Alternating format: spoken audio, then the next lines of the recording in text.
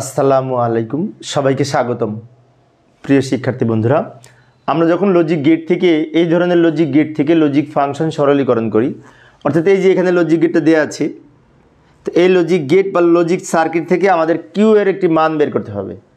তারপরে যে মানটা হবে সেটাকে আবার সরল করে আরেকটা নতুন মান বের করতে হবে, তাই না? আচ্ছা, তো প্রথমত কিউ এর মানটা যদি আমরা লক্ষ্য করি তাহলে দেখতে পাই এখানে এ আর বি দুইটা ইনপুট, এই দুইটার মাধ্যমে সবগুলি হয়েছে।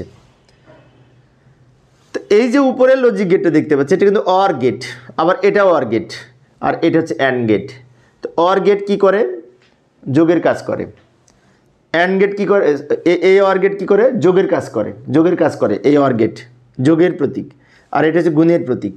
আর এই নট মানে বিপরীত কাজ করে, এটা নটের প্রতীক। তা আমরা প্রথমে এইটার এই লাইনটা সমান এই দুটা গুণ করে যোগ করে এই লাইনটার আউটপুট হবে, অর্থাৎ এই দুটো যোগ করেছে, যোগ করে এই একটা ফলাফল বের হয়েছে। এখন কোনটা কোনটা যোগ করেছে? এ আর বি। তাহলে আমরা এখানে লিখতে পারি এ প্লাস বি। এ আর বি দুইটা যোগ হয়েছে, যোগ হয়ে এই লাইনটা বের হয়েছে।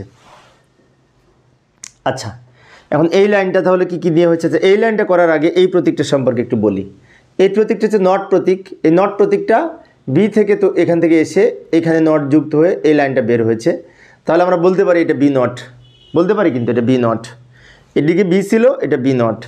আর এই উপরেটা হচ্ছে এ, এই যে এ থেকে তৈরি হয়েছে, তো এটা এ আর এটা বি নট, এটা তো বলতেই পারি। তো এ আর বি নট মিলে যোগ হয়েছে আবার, তো এই লাইনটা হচ্ছে এ প্লাস বি নট, বলতে পারি এ প্লাস বি নট। এখন এই যে লাইনটা, এটা হচ্ছে এ প্লাস বি আর এটা হচ্ছে এ প্লাস বি নট। তাহলে কিউ এর আউটপুট কী হবে? কিউ এর আউটপুট হবে এই লাইনটা। তো এই লাইনটা হচ্ছে গুণ হয়েছে। কোনটা কোনটা গুণ হয়েছে? এটা আর এইটা। এটা বলতে এই লাইনটা, এই ফলাফলটা, এটা বলতে এইটা বোঝায়।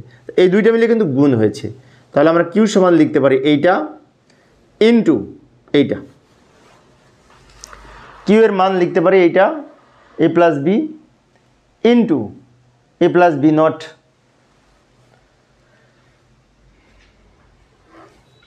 এখন কিউ এর মান তো বের করলাম, এটাকে আবার সরলীকরণ করতে হবে। তো সরলীকরণ করার জন্য এইখানে ধরবে না, পরের পেজে যায়, এখানে ধরবে না, এইখানে সমাধান করব। ওই মানটা লিখে নিলাম, 3 নম্বর অঙ্কে ছিল যেটি, লিখে নিলাম A plus B into A plus B not. তো সরল করার জন্য প্রথমে আমরা একটা কাজ করি, এই দ্বারা এই দুটো গুণ করে লিখব, সমান দিয়ে এইটা গুণ করে এটা পেলাম। কীভাবে পেলাম? A into A plus A into B not. একটু দ্রুত লিখলাম সময় সেভ করার জন্য।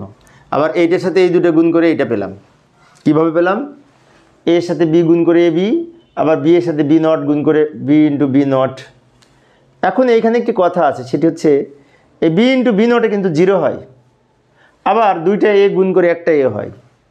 সেজন্য আমরা এখানে লিখতে পারি একটা এ দুইটা এ গুণ করে যোগ, এটা যা আছে রেখে দিলাম, যোগ এখানে যা আছে রেখে দিলাম, আর এর মান 0। এই যে বি ইন্টু বি নট সমান 0, এটার মান কিন্তু 0 হবে।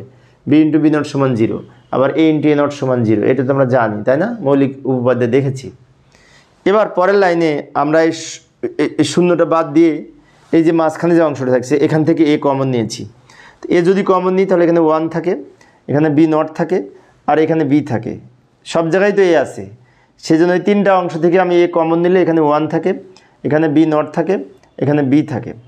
এখন বি প্লাস বি নটে 1, আর 1-এর সাথে 1 যোগ করে 1। আর একটা বিষয় বলে রাখি, 1-এর সাথে যাই যোগ করি বুলিয়ান অ্যালজেব্রায় ফলাফল 1 হয়। সেজন্য টোটাল এইটুকুর মান আমরা 1 লিখতে পারি।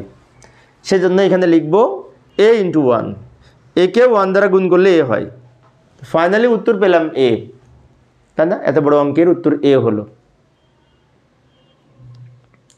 তো প্রিয় শিক্ষার্থী বন্ধুরা, এই ছিল আমার আজকের আলোচনা। আমি অবশ্য অল্প অল্প করে আলোচনা করি শিক্ষার্থীদের অনুরোধে, যাতে শিক্ষার্থীরা বোরিং ফিল না করে।